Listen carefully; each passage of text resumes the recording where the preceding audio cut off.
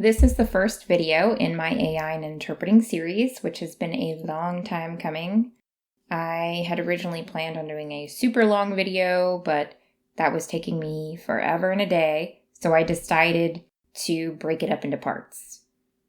That way I can actually publish stuff on my channel, and you all don't have to be waiting around for 10 years for me to publish something.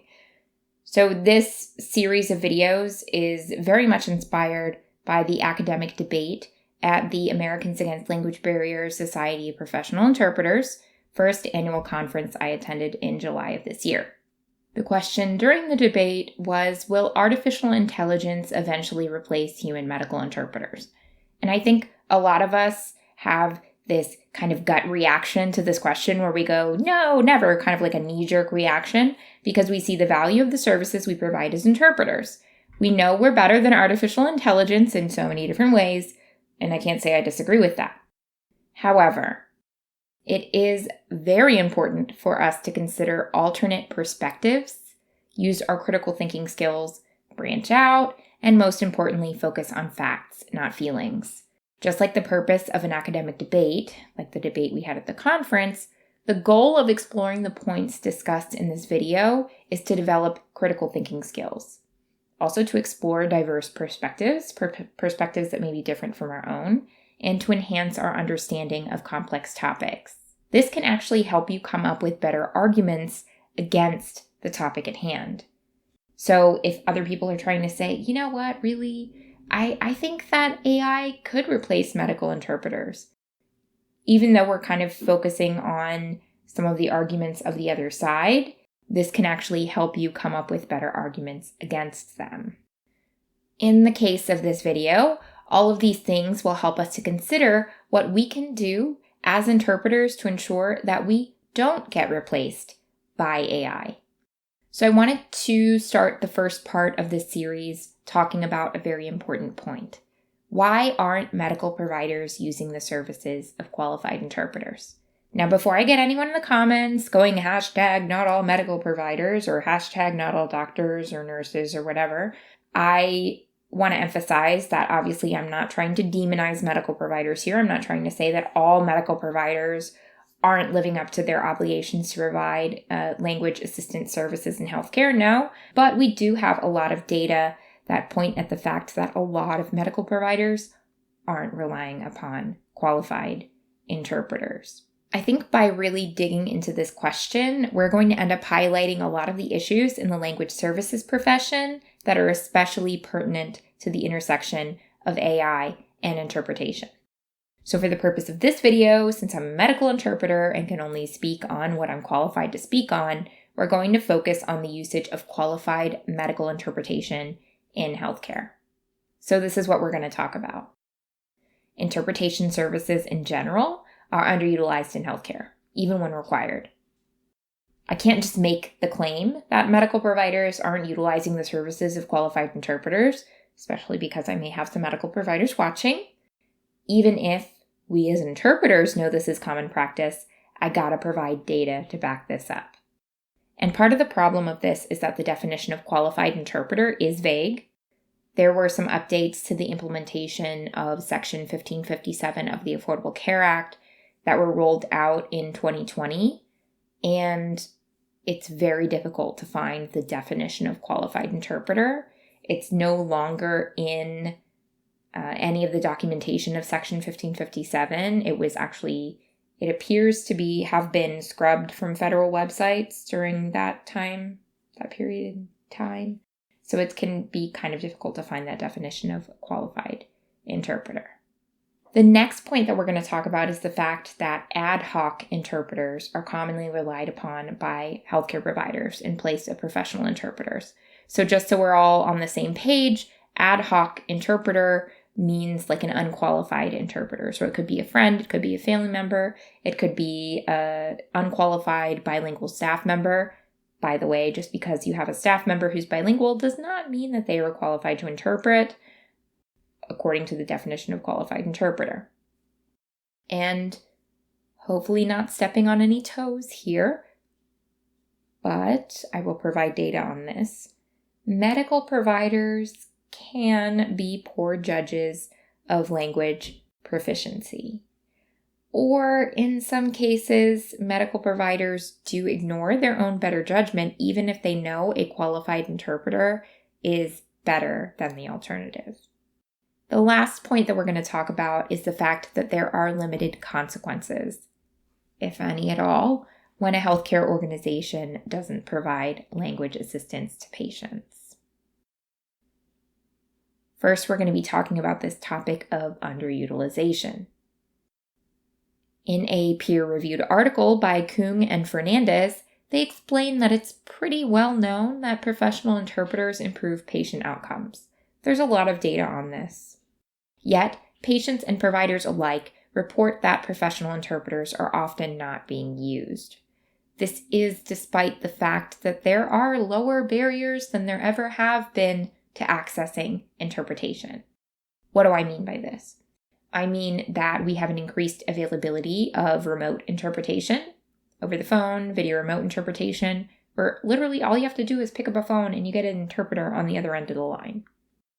So these points come from this article by Khoong and Fernandez, which was published in 2021. Another article from 2022 entitled National Estimates of Professional Interpreter Use in the Ambulatory Setting by Schulson and Anderson concluded, quote, "In this national study, we found that fewer than 1/3 of outpatient physicians reported regularly using a trained professional interpreter when communicating with patients with LEP. That's patients with limited English proficiency.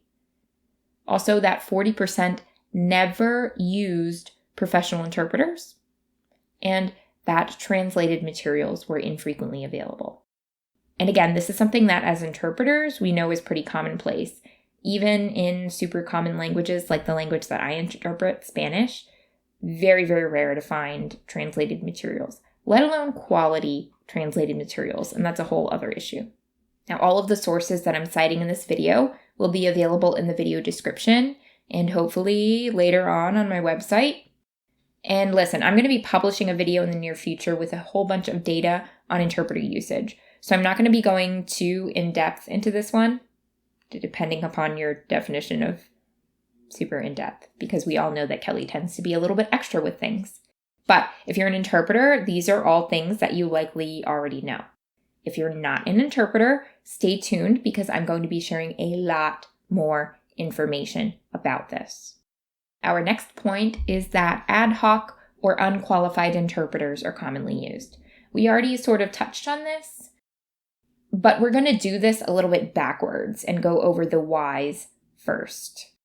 But we'll get into the statistics of ad hoc interpreter usage in a bit. Providers can be poor judges of quality when it comes to language proficiency. I want to talk a little bit more about that point. We do know as interpreters that many language service companies sometimes take advantage of this fact. I've seen this happen. They'll send barely qualified, if qualified at all, interpreters to interpret in healthcare facilities. Of course, don't have a lot of statistics on that, but I can say from anecdotal experience and from the many experiences of many different interpreters I speak with on a regular basis that this happens. A lot of times, healthcare facilities aren't getting the quality of interpretation that the language service companies, the vendors that they contract with, are claiming to provide. Coming back to the providers being poor judges of language proficiency, this is evidenced by the fact that many providers will use their subpar or non-existent non-English language skills to communicate with patients. This is a fact that most interpreters can attest to, but there's also a study by Mall et al. That really drives this point home. They find that some physicians routinely, quote, get by with their own subpar language skills. But that's not all. Many of these physicians know full and well that their skills aren't good enough to communicate with patients in another language, but they do it anyways. I've interpreted for tons of providers who, quote, speak Spanish. I've even interpreted for native Spanish-speaking providers, and they get really ticked off when I'm there. But the reason why I was there in those cases is because those providers didn't pass their health systems test to be able to communicate directly with patients in a language other than English. So even though it was their native language, they failed a test to be able to work directly with patients in that language. And in my experience, none of the providers and these are the separate providers who think they can speak Spanish, none of those providers that tried to bulldoze over me interpreting and speak Spanish anyways to patients have actually had the necessary skills or vocabulary in Spanish to do so. So that article I mentioned earlier by Khoong and Fernandez even recommends that healthcare systems evaluate providers' language proficiency because this is such an issue. I've even witnessed medical providers attempt to use tools like Google Translate text-to-speech to communicate with patients during critical clinical encounters. They think it works just fine, but we know it doesn't, and there are so many studies out there that say that Google Translate is not sufficient for medical contexts, among other contexts. No, there isn't a study pointing out that medical providers are using Google Translate text-to-speech instead of actual qualified interpreters, but it does happen. It stands to reason that providers might still rely on AI for interpretation. Even the AI solutions that exist now that aren't even designed for interpretation, thinking that those solutions are doing a good job as long as it's marginally more convenient than using the services of an actual interpreter. And that's another big part of this issue: convenience. That same study that I cited earlier from Mall et al. Discusses the results from a study by Diamond et al. Unfortunately, I wasn't able to find that particular study by Diamond et al. But they do state that Diamond et al. Explored underlying reasons why residents chose to, quote, get by or, quote, muddle through encounters with their own skills rather than using an interpreter, finding that important factors included convenience, enjoying the opportunity to use their own skills, whether the encounter is or is not high stakes, time constraints, seeing direct communication as more beneficial to their relationship with patients, and availability of patients' family member or friends to help interpret. Providers see family members or friends as convenient stand-ins for professional medical interpreters too.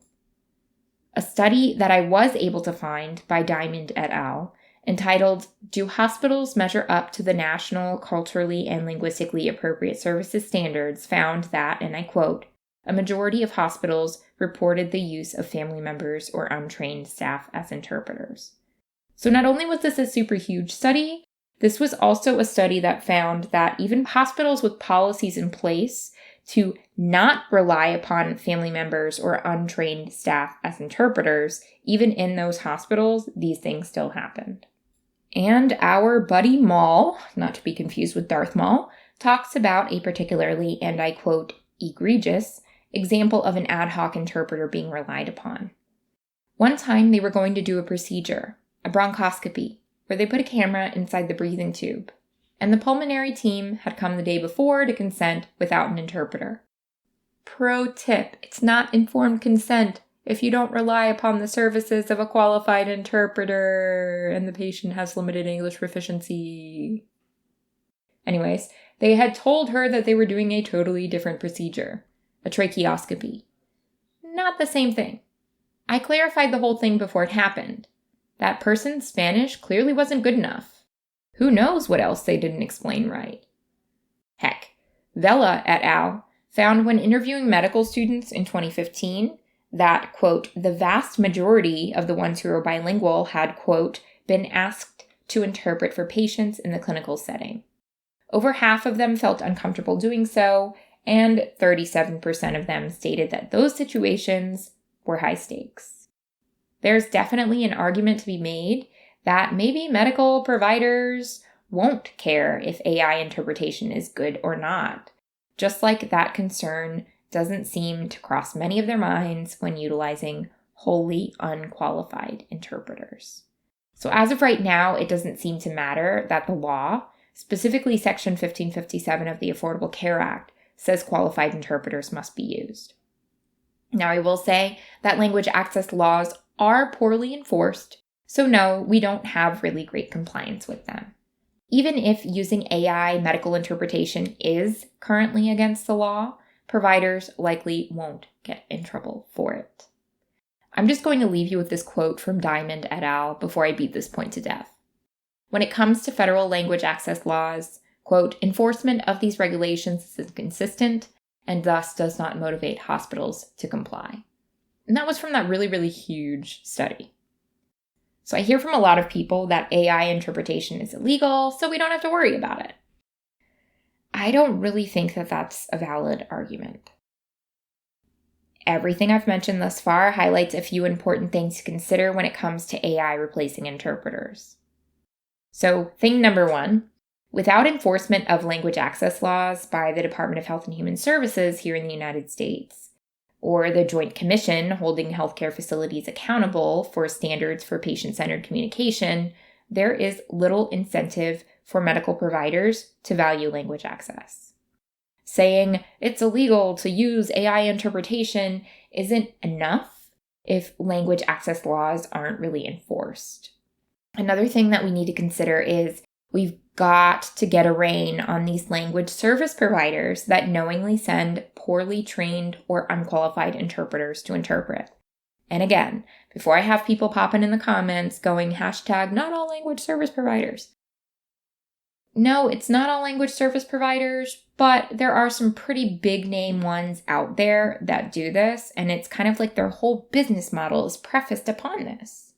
They're dragging the profession down, making it more likely that medical providers won't value quality interpretation or even recognize it when they see it, if they see it.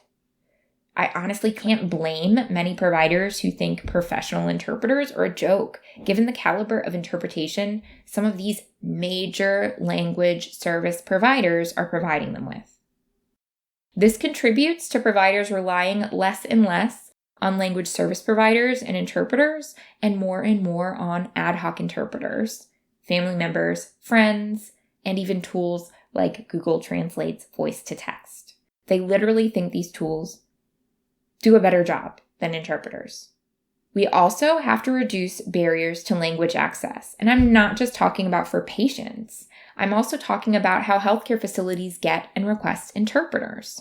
We need to make this more convenient, not a pain in the... I have a video on my channel detailing the complicated process through which healthcare facilities request in-person interpreters. This is a complaint I hear from so many people working in healthcare. And I'm not just talking about the people I interact with when I'm interpreting. I'm also talking about friends. I'm talking about medical providers in general when I go to see a doctor. They complain about how difficult it is to get an interpreter. A lot of times when I'm interpreting in person, I go to a healthcare facility and they're already mad at me when I get there. Because reaching out to the insurance company, which then reaches out to the interpreting agency, which then schedules the interpreter, takes so much time.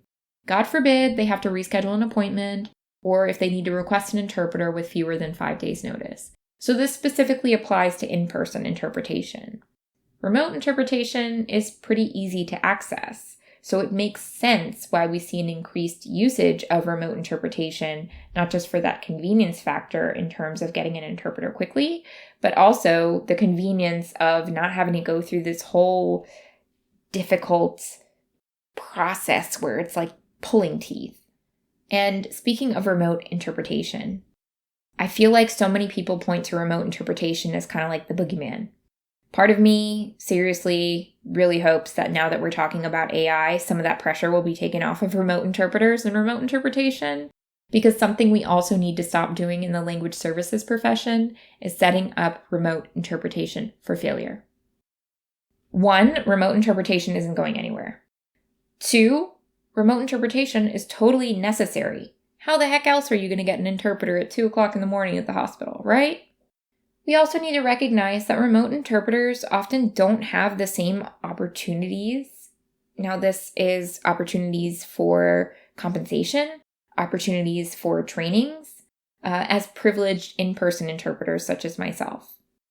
Remote interpreters are paid significantly less for the same work, and even more so if they're outside of the United States. And let me tell you, the rates that non-US interpreters get paid for the same work it's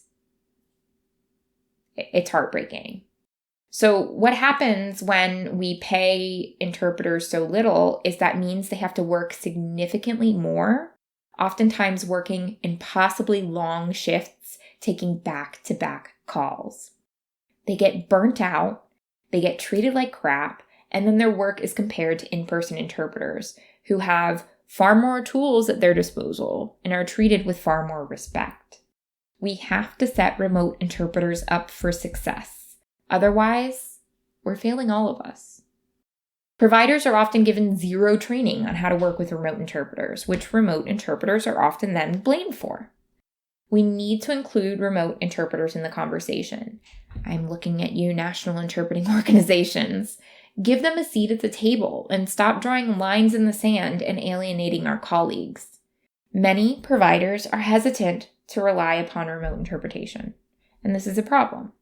Or they give it a try, are given no training or guidance, rely on remote interpretation for encounters that are completely inappropriate for remote interpretation, and then they walk away, washing their hands of the situation, claiming remote interpretation is bad.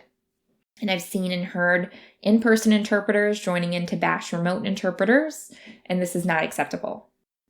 Not acceptable. This is throwing up yet another barrier to language access for the patients we serve, making interpreters seen as non-essential and only making it easier for providers to make the argument that relying upon substandard means of interpretation like AI or ad hoc interpreters is totally fine. So that's what my whole rant was about. We gotta respect remote interpreters. We have to make sure that we're setting remote interpreters up for success and not dragging them down or pushing them down to make ourselves look better, because all that does is it makes people look negatively upon interpretation as a whole. So I know this video has been a little different from what I usually post. I'm not trying to be a negative Nancy here or even be super fatalistic about the profession, but I think we need to be asking ourselves the difficult questions. I personally don't believe that AI will replace us yet. That being said, I think it's incredibly important for us to have honest, open, and realistic conversations about the field of medical interpretation. Make sure to stay tuned for the next installation in the series about medical interpretation and AI. And as always, if you liked this video, be sure to subscribe to my channel or even consider subscribing to my Ko-Fi to support my free content.